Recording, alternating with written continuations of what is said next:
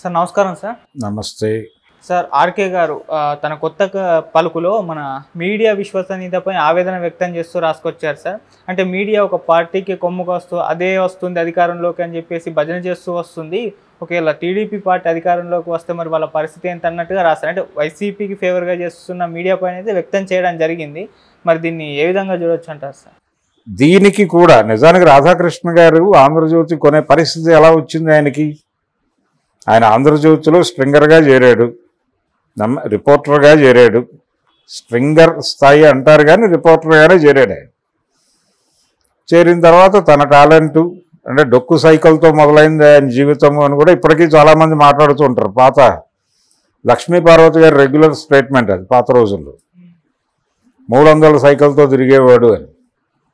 సరే 300తో తిరిగేవాడా 400తో తిరిగేవాడా అనేది పక్కన పెడితే ఆయన లైఫ్ ఒక రకంగా కెరియర్ బిల్డ్ చేసుకోవాలనుకున్న వాడికి ఒక పాఠం లాంటిది. ఆ స్థాయిలో మొదలై ఆయన నడుస్తున్న రోజుల్లో నాదెండ్ల భాస్కర్రావు గారి వెన్నుపోటు నడిచింది ఎన్టీఆర్ మీద. అప్పుడు ఈయన ఎమ్మెల్యేలందరినీ సెక్యూర్ చేసి కర్ణాటకలో ఏదో హిల్స్లో పెట్టాడు. పెట్టి అక్కడి నుంచి తీసుకొచ్చి గండిపేట ఆశ్రమంలో పెట్టారు. రామారావు గారికి గండిపేట ఆశ్రమం ఒకటి ఉండేది, అక్కడ పెట్టాడు ఎమ్మెల్యేస్ అందరినీ తీసుకెళ్ళి. అక్కడికి వెళ్ళి అక్కడ ఉండి వార్తలు రాయటం కష్టం కాబట్టి రాధాకృష్ణ గారు ఆంధ్రజ్యోతి రిపోర్టర్గా అక్కడికి ఆయన బీట్ వేశారు. అక్కడ ఉన్నాడు ఆయన. పరిస్థితి ఎలా తయారైందంటే మిగిలిన పేపర్ల వాళ్ళు కూడా ఈయనకే ఫోన్ చేసి విషయం కనుక్కుని రాసేవాళ్ళు. అట్లా ఆయన అనధికార పిఆర్ఓగా మారిపోయాడు ఎన్టీఆర్ శిబిరానికి. ఓకే, మారిపోయి ఈయన చెప్పిందే అన్ని పేపర్లోనూ వచ్చేది. ఈ కండిషన్ ఎవరో ఒకళ్ళిద్దరు వెళితే వెళ్ళేవాళ్ళు అప్పుడప్పుడు, కానీ అంత దూరం ఎవరు వెళ్తారు అనేది ఆ రోజుల్లో ఉన్నటువంటి మొబిలిటీ సమస్యలు వీటన్నిటి రీత్యా. అక్కడ ఒక ఫోన్ ఉండేది, ఫోన్ చేస్తే ఈయన విషయం చెప్పేవాడు, ఈరోజు ఏం జరుగుతోంది ఈ శిబిరంలో అనేదే తెలుసుకోవాలి. మిగిలిన కథనాలు వాళ్ళు రాసుకునేవాళ్ళు. ఈ ఖాళీ సమయంలో ఆయన ఏం చేసేవాడు, అక్కడే ఉండేవాడు, వాళ్ళతోనే ఉండేవాడు. ఎమ్మెల్యేస్ అందరూ అరెస్టెడ్ ఎమ్మెల్యేస్ కదా, వాళ్ళందరూ అక్కడే ఉండాలి. వాళ్ళతో కలిసి ఉన్నాడు, కలిసి తిన్నాడు, కలిసి పేకాడాడు, వాళ్ళతో పాటే ఉన్నాడు అక్కడ ఆయన హాయిగా. ఈ క్రమంలో స్నేహాలు ఏర్పడతాయి కదా. ఈ స్నేహితులందరూ కూడా నెల తిరిగిన తర్వాత వాళ్ళందరూ వాళ్ళలో కొంతమంది మంత్రులు అయ్యారు. నెక్స్ట్ ఇమ్మీడియట్గా నెల రోజుల్లోనే రామారావు గారి క్యాబినెట్ వచ్చేసింది. నాదెండ్ల భాస్కర్రావు గారు కేవలం 1 మంత్ ఏక్ దిన్ కా సుల్తాన్ లాగా 1 నెల ముఖ్యమంత్రి ఆయన. ఆ 1 నెలలో ఆయన పీకేసి మళ్ళీ రామారావు గారు తన బల నిరూపణ చేసుకుని పవర్లోకి వచ్చేసాడు. వచ్చేసిన తర్వాత అప్పటి వరకు రాధాకృష్ణ గారితో స్నేహంగా ఉన్న వాళ్ళందరూ కూడా అధికార పక్షం ఎమ్మెల్యేలు అయ్యారు, అధికార పక్షంలో మంత్రులు అయ్యారు. సో దీన్ని పెట్టుబడిగా పెట్టి ఆయన వ్యాపారం ప్రారంభించాడు. ఆయన పవర్ ప్రాజెక్ట్స్ తెచ్చుకున్నాడు. ఈ సంబంధాల్లో నుంచే ఒక పారిశ్రామికవేత్తగా తనకంటూ ఒక ప్లాట్ఫామ్ ఏర్పాటు చేసుకున్నాడు. ఈ ప్రాసెస్లో ఆయన ఇన్వెస్ట్మెంట్ని మొబిలైజ్ చేయగలిగినటువంటి కెపాసిటీ సాధించాడు. అది సాధించిన తర్వాత ఆంధ్రజ్యోతి టేక్ ఓవర్ చేయటం అతనికి పెద్ద ఇష్యూ కాలేదు. అలా టేక్ ఓవర్ చేశాడు దాన్ని. ఆంధ్రజ్యోతిని టేక్ ఓవర్ చేసి తన సామ్రాజ్యానికి దాన్ని ఒక టానిక్గా వాడటం మొదలుపెట్టాడు. తర్వాత ఛానల్కి విస్తరించాడు, ఏబిఎన్ ఛానల్. అయితే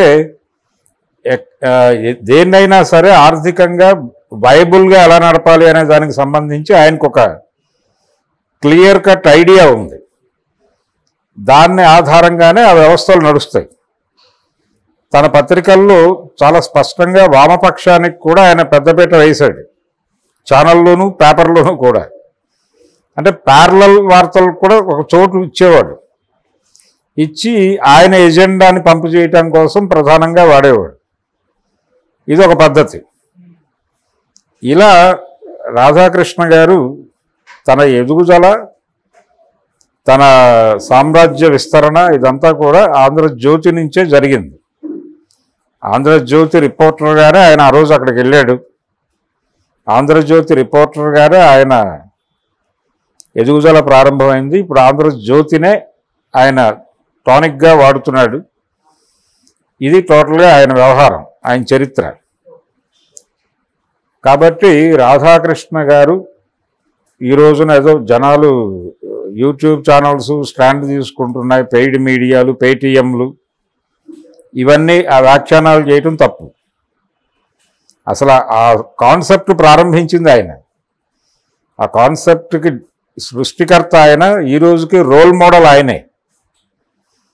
ఈనాడు, ఆంధ్రజ్యోతి అంటే తెలుగుదేశం పార్టీని ఎలా ఇబ్బంది పెట్టాలంటే దాదాపు 94లో ఎన్టీ రామారావు గారు గెలిచినప్పుడు తర్వాత 10 ఏళ్ల పాటు తెలుగుదేశం పార్టీ ప్రభుత్వమే నడిచింది.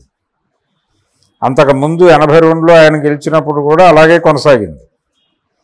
సో తెలుగుదేశం పార్టీని ఎదుర్కోవటం ఎలా అనేది ఒక పెద్ద ప్రశ్నగా కాంగ్రెస్ పార్టీ ముందుకు వచ్చినప్పుడు ఏమిటి దీని బలానికి కారణం అని చెప్పి వాళ్ళు ఒక 2-3 ఐఏఎస్లతో కలిసి కూర్చుని అధ్యయనం చేసి క్లియర్గా వాళ్ళకు తెలుసుకున్న విషయం ఏంటంటే మీడియా సపోర్ట్ చాలా బలంగా ఉంది.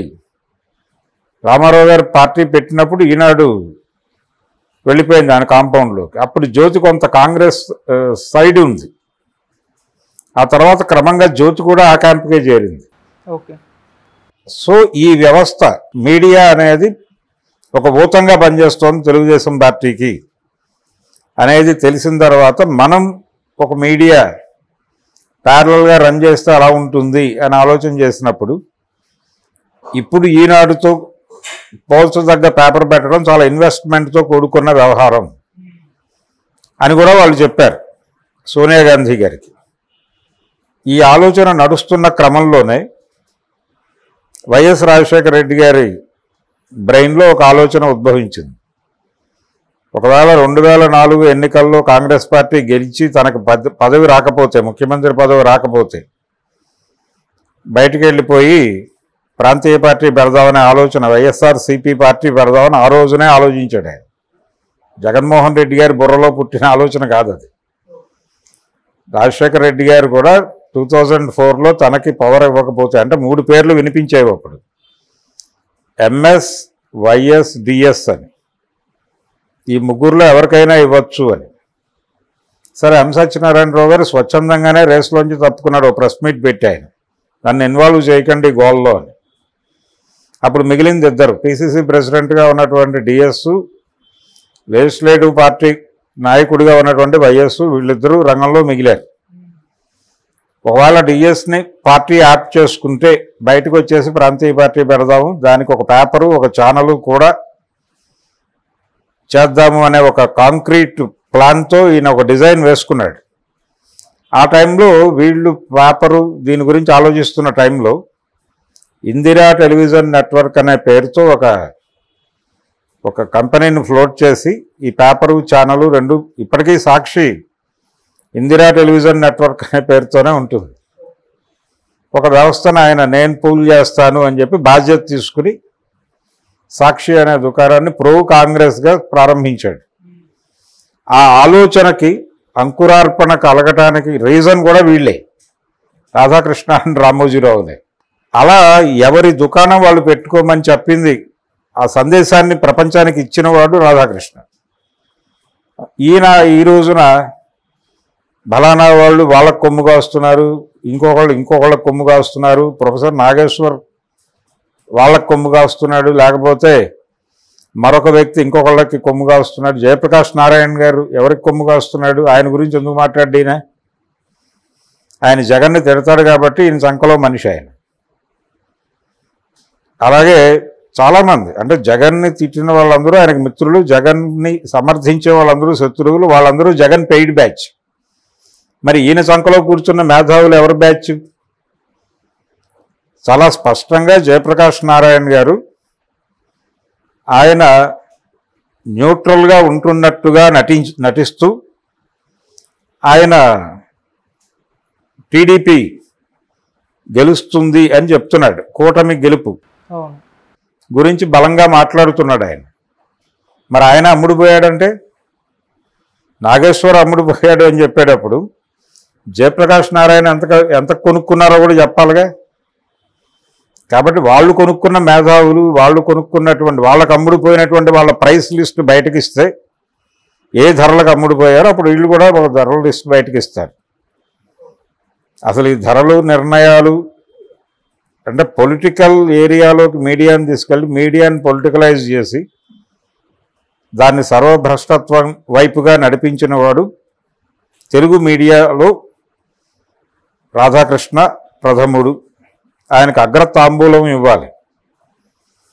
ఆ అగ్రతాంబూలం అంటే అది ఒక రకంగా మోటివేషన్ కూడా. చాలామందికి ఆయన ఆదర్శప్రాయుడు.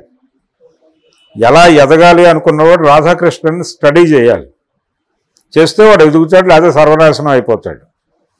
రాధాకృష్ణ గ్లోబలైజ్డ్ సినారియోలో మీడియాని ఎలా నడపాలి అనటానికి రాధాకృష్ణ జీవితమే గైడ్ లైన్.